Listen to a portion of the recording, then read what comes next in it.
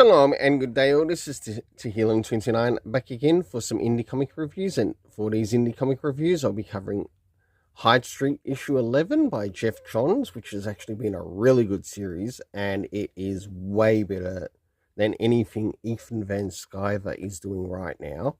Hey, at least you get what you pay for and you're not waiting, 5 or 6 years for Gay Broder Brute.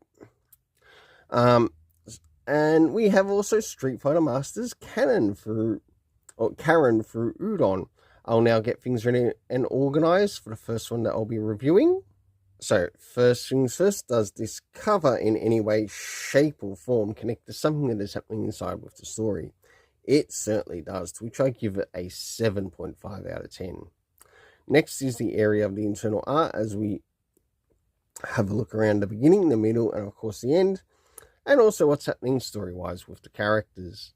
So, as we move into the beginning of the story, we have the character of Pranky, who has actually put on Mr. X-Ray's glasses, per the prescription of the doctor that is on Hyde Street. And whilst we're here, we're actually getting quite a bit of a flashback, and we're seeing like a number of events that are taking place, and we also see his pregnant mother.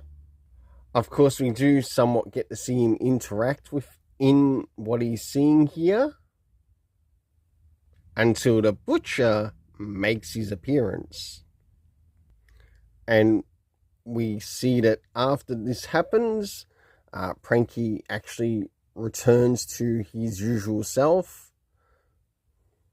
And last but not least, towards the end, so this is setting things up for the character known as the Butcher, and I am also wondering if Pranky himself might actually be related to him. So, for the internal art, I give it a 7 out of 10. Next is the area of the story rating. Now, it won't be long, and I'll probably have to start bringing in comic book references to this particular run. Seeing that we're not here yet, or not at this thing at the time of comic book references for these reviews. Next is we move into the areas of time, location, and cast. First is the area of time.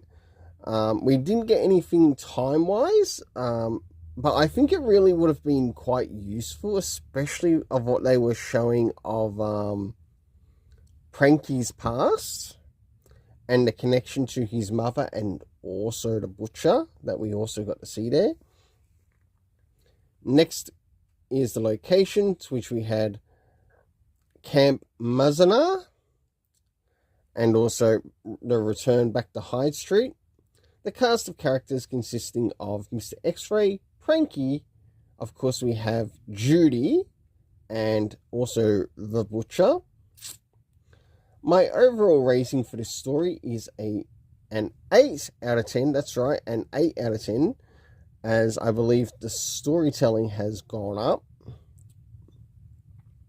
So now it's time to move into Street Fighter Masters, Karin.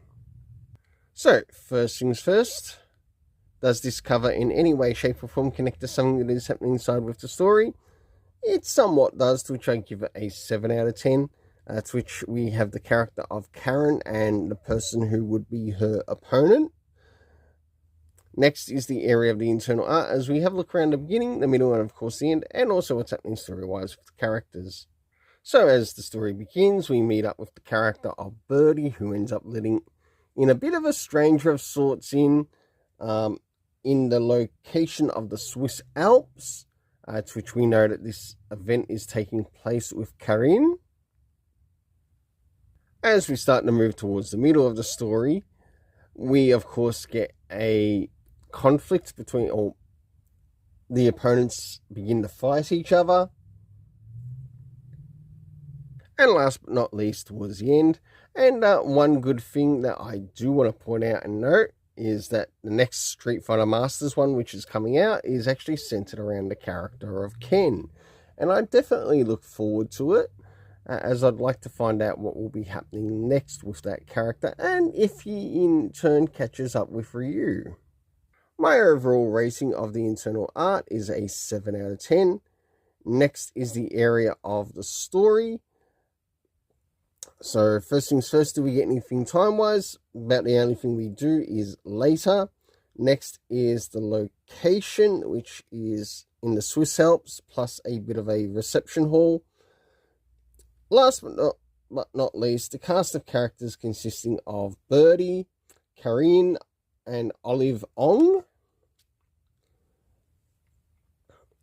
who I believe was sort of like mentioned like a bit of a princess of sorts, unless the princess was Karin. But my overall rating for this story is a 7 out of 10. Until then, let's keep it colourful and have yourself an awesome day.